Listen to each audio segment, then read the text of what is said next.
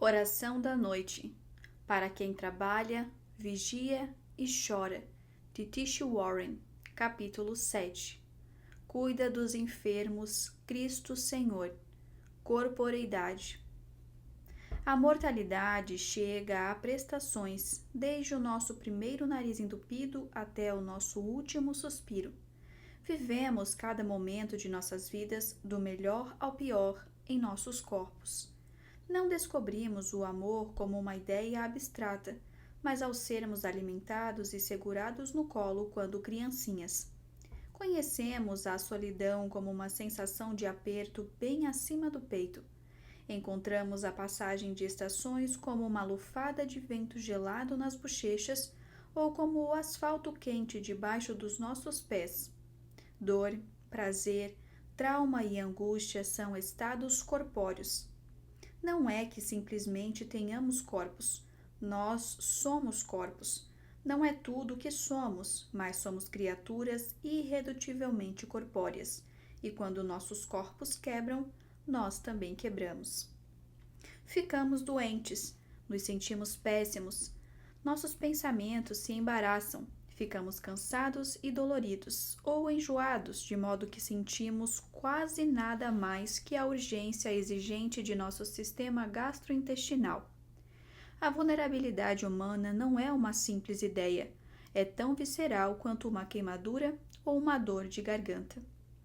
Nesta parte da oração, não estamos falando sobre morrer, ainda não. Estamos simplesmente orando pelos doentes. E a noite é especialmente difícil para os doentes. Para começar, nos sentimos pior quando o sol se põe. Não é uma mera impressão que parecemos ficar mais doentes à noite.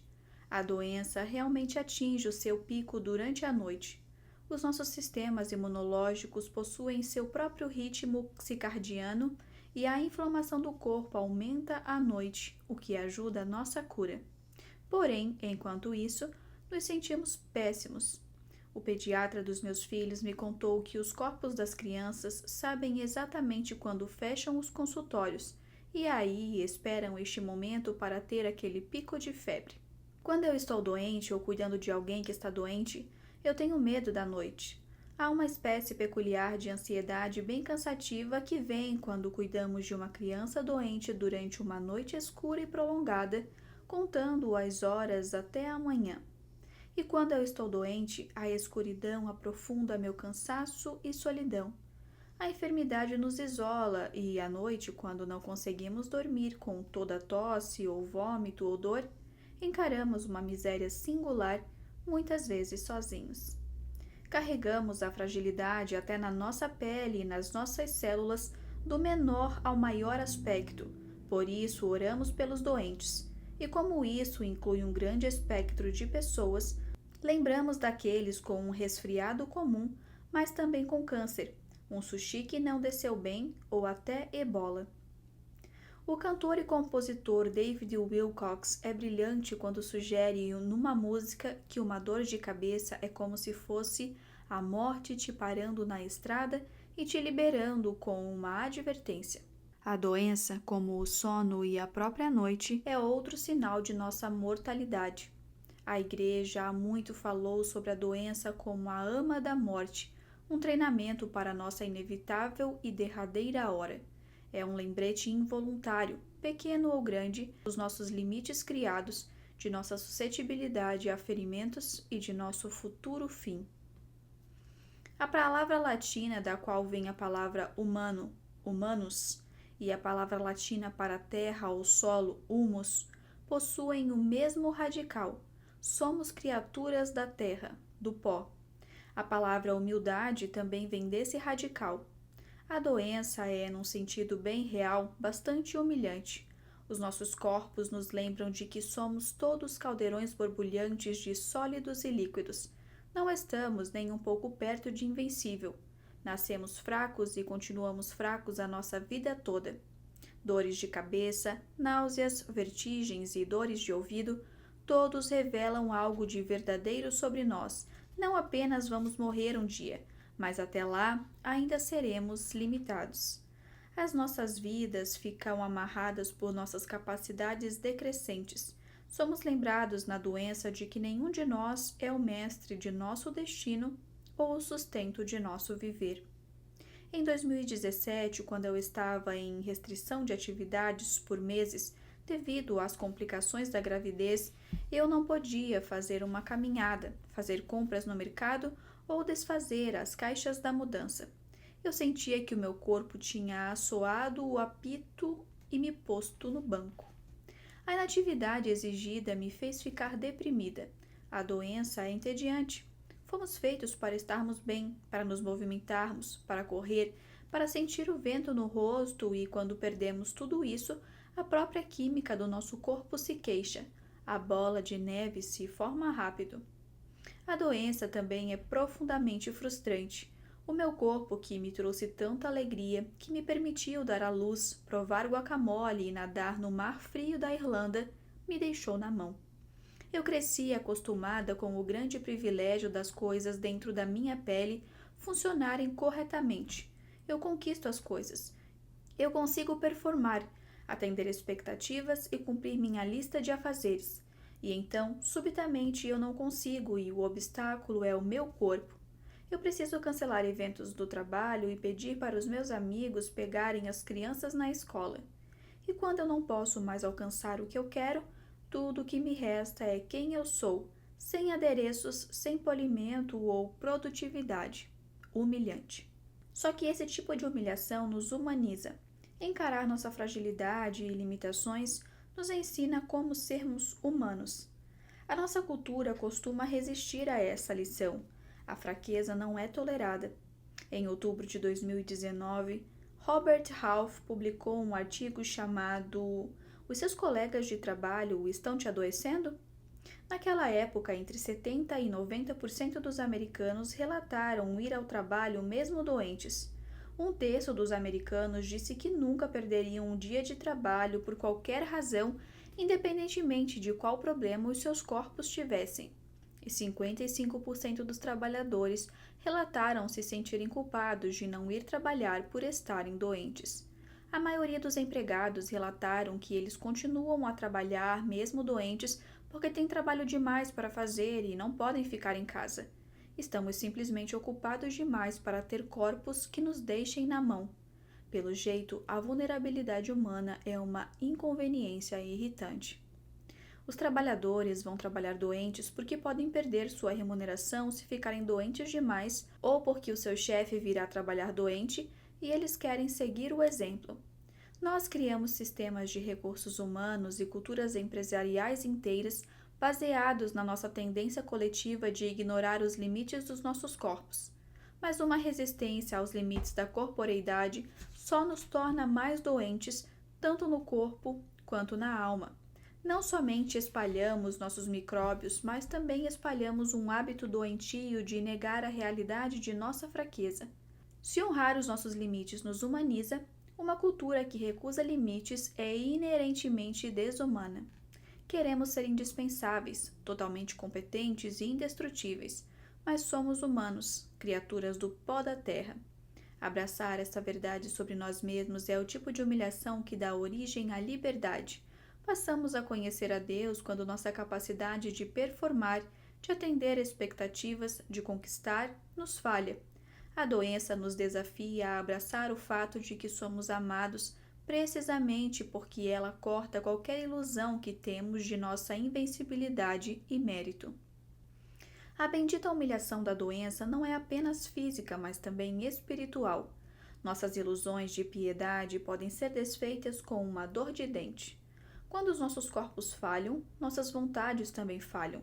Se hábitos virtuosos, compaixão, generosidade, gentileza, não tiverem entrado de fato em nós, se eles não se cravaram na nossa disposição, a enfermidade expõe o quanto ainda precisamos crescer. Quando me sinto indisposta e exausta ou febril, eu brigo com os meus filhos, caio facilmente em desespero, lambo minhas feridas e ligo muito pouco para os outros. Boa parte do que parece ser gentileza, paciência ou santidade na minha vida vem da boa saúde, energia e prazer simples. Quando perco essas coisas, fica claro que não sou tão gentil ou paciente assim. Eu só não estava com dor nas costas. No livro de Scott Kern, O Fim do Sofrimento, ele conta a história de um monge que ele conheceu e que estava morrendo de câncer. Esse monge lhe disse: "O paraíso está cheio de homens e mulheres cujo câncer salvou suas vidas." Não é que o câncer em si seja algo a ser celebrado. A doença não é a maneira como as coisas deveriam e não precisamos fingir o contrário. Mas, se permitirmos, a nossa vulnerabilidade física pode nos mostrar quem somos e nos ensinar a clamar a Deus, às vezes por meio de gemidos de dor, às vezes por meio de vômitos. Então, percebemos que Deus nos encontra precisamente quando não temos nada a oferecer. A Igreja, ao longo de sua história, chamou a doença de uma oportunidade, por mais involuntária que seja, de crescer no arrependimento e na virtude. É por isso que um velho monge pode afirmar que câncer salva vidas. Isso não significa que a enfermidade seja resultado de nossa pecaminosidade ou que a doença seja resultado de nossa virtude, mas que é por meio desse tipo especial de sofrimento que podemos ser fracos o suficiente para sermos renovados. O pastor do século XVII, Jeremy Taylor, escreveu: "Não há nada que possa fazer a doença em qualquer sentido tolerável, senão a graça de Deus que a transforma em virtude." Deus não se agrada de enviar câncer ou afta para nós, mas a Igreja sempre disse que a doença pode ser purificadora porque Deus nos encontra na falência de nossos corpos e emprega até essa falência para o bem. Cairns nos diz como, por meio do câncer, o seu pai passou de um homem inclinado à impaciência, de um temperamento considerável, para ser notavelmente calmo, amoroso e profundamente sereno, realmente um homem de oração. O seu pai morreu de câncer, mas o câncer salvou a sua vida. Eu me pergunto se não podemos receber uma graça parecida em crises menores. Se o câncer pode salvar uma vida, será que Deus não pode ser encontrado em misérias mais comuns, como um tornozelo torcido ou uma gastrite? Será que esses pequenos alertas da morte não seriam um mero tédio a ser suportado, buracos na estrada bem pavimentada de nosso sucesso e autonomia, mas uma forma de nossos corpos nos tutorearem para a realidade? Será que nossos pulmões, dedões e tornozelos nos instruem sobre humanidade e humildade? Somos frágeis. Nenhum de nós é o resultado de nossas conquistas. Todos nós somos criaturas que fedem, suam, se cansam e que são totalmente amadas. Saber isso traz liberdade. Por quase 2 décadas eu tenho sofrido de uma enxaqueca crônica. Eu a sinto chegando devagar no começo. Uma nuvem de cansaço paira sobre mim, um presságio. Então a dor começa, afiada e congelante. Ela domina o lado direito do meu corpo e então vem a náusea.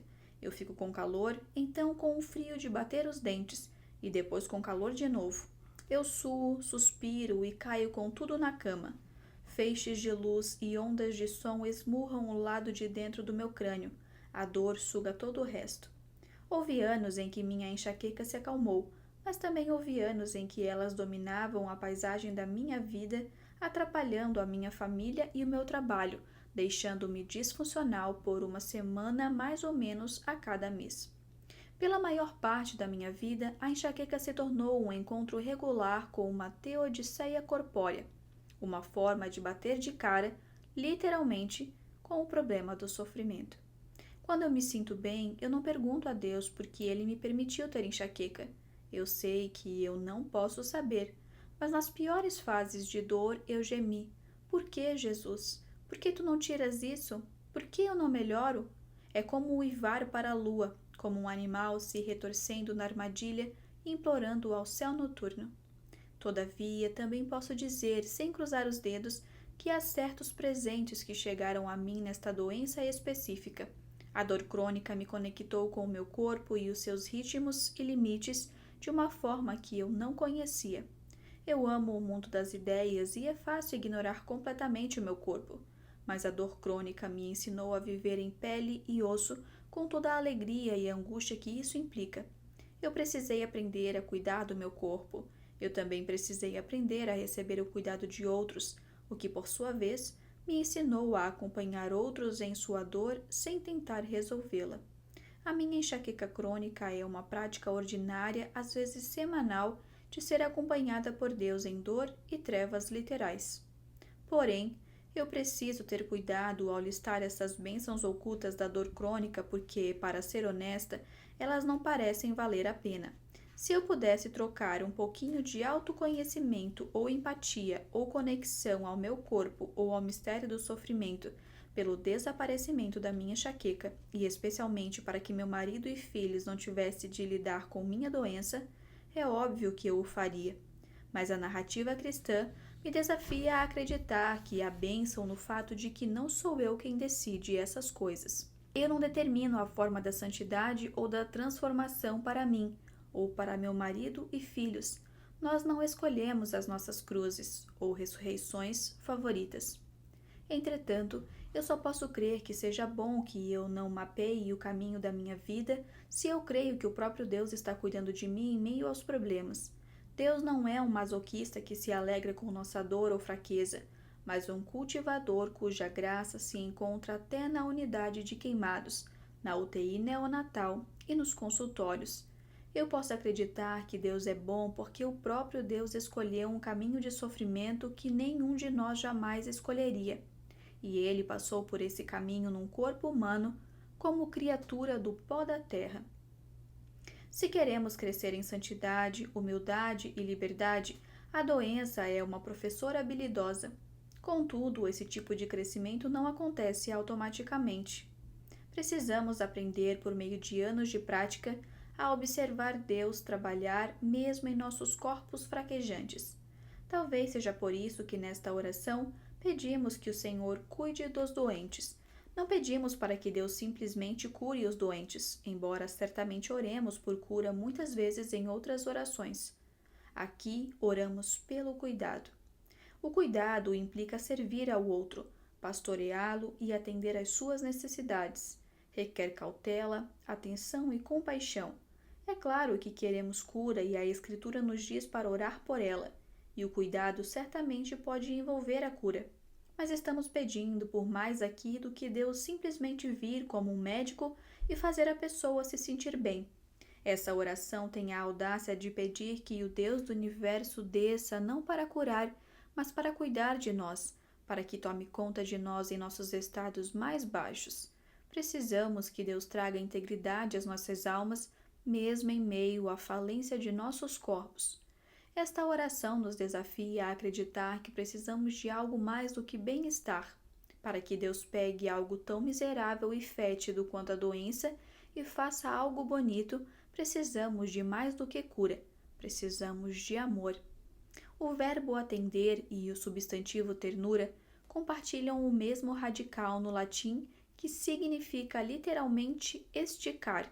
Estamos apelando para a ternura de Deus, para que o Criador do universo se estique para nos alcançar, mesmo quando estamos cercados de sangue, catarro ou vômito. Quando estamos doentes, sentimos o desperdício de nossa vida em nossos corpos doloridos, o desperdício das horas que passam, o desperdício de nossa força. Deixados por conta própria, é só isto que seríamos: desperdício. Mas Deus não desperdiça nada. Nós cheiramos mal, nossa aparência fica horrível, até os nossos corpos desistiram de nós. Precisamos de cuidado e não temos nada para provar, nada para alcançar, nenhuma performance é necessária. Podemos deixar que Deus cuide de nós. Recebemos nossos corpos como presentes de Deus. Isso pode ser difícil de acreditar se passamos o nosso tempo contando cada falha deles ou as ignorando completamente. A doença nos lembra de como é maravilhoso ter corpos que funcionem. No presente de nossos corpos, nós recebemos bem mais do que merecíamos. Recebemos o privilégio de andar, crescer, comer, envelhecer e rir. Na idade adulta, a maioria de nós já ficou doente e se recuperou centenas de vezes. As orações de cura acontecem mais em doenças e crises graves, mas até a cura das coisas pequenas, a gripe comum ou a farpa no dedinho, é uma maravilha que envolve múltiplos sistemas do nosso corpo numa dança delicada.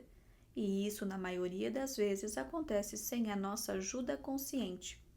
Eu não consigo lembrar de todas as milhares de vezes que eu peguei uma gripe ou queimei o meu dedo no fogão ou me cortei me depilando, o que significa que eu não lembro todas as vezes que fui curada. Cada ano da minha vida tive congestões e indigestões, dores de cabeça e sinusites. Todas as vezes eu me recuperei. E essa dádiva da cura ordinária é tão comum que dificilmente a notamos. Corpos humanos são gloriosos. O fato de que nossas juntas continuam, pela maior parte do tempo, bem lubrificadas e nossos pulmões continuam respirando décadas após década, e para alguns de nós até bem depois do prazo de validade, é uma maravilha, um milagre do cotidiano. O corpo humano é mais espetacular e complexo do que qualquer outra coisa do mundo, mas quase nunca o observamos. Nós simplesmente o ignoramos até que pare de funcionar. Somente então, vislumbramos o tipo de misericórdia abundante que se vê numa semana diária com um corpo funcional. Muitos de nós, nem todos, viveram momentos quando nossos corpos funcionaram exatamente como deveriam. Provamos o oceano em nossos lábios, conhecemos o arrebatamento de um pêssego perfeito maduro, sentimos o cansaço gratificante de subir uma montanha. A doença, tanto a leve quanto a séria, é uma diminuição da glória para a qual fomos feitos. O sabor exuberante de vida é substituído pela fluorescência árida do quarto de hospital ou a opacidade de um dia turvo na cama. Então, quando oramos para que Deus cuide dos doentes, estamos orando para que Deus lhes traga ternura e até abundância neste momento específico de diminuição humana. Porém, quando oramos pelos doentes, também precisamos lembrar da glória para a qual fomos feitos. Relembramos que a nossa saúde é um dom, ela não pode ser merecida. Ela não será constante. Qualquer bem-estar que possuímos um dia vai embora. Mas recebemos nossos corpos diariamente com gratidão. Neles, provamos a queda, que as coisas estão quebradas e ainda não foram renovadas. A morte nos para com uma advertência. Mas os nossos corpos um dia serão eternos. Eles ressuscitarão do pó numa solidez carnal, com sua glória permanentemente indiminuta. Então nós também provamos a promessa do céu na bondade de nossos corpos. Enquanto isso, nossa carne e sangue se suspendem entre nossa derrota e nosso resgate, entre a queda e a ressurreição. Nós vislumbramos tudo isso até nas nossas células. E entre a tensão e o suspense, nós aprendemos a gemer a Deus em nossa fragilidade, levantando nossas mãos trêmulas a Deus quando não temos palavra para encontrar Deus em nossos poros e em nossa pele. Nós aprendemos a orar ao Deus que cuida de nós.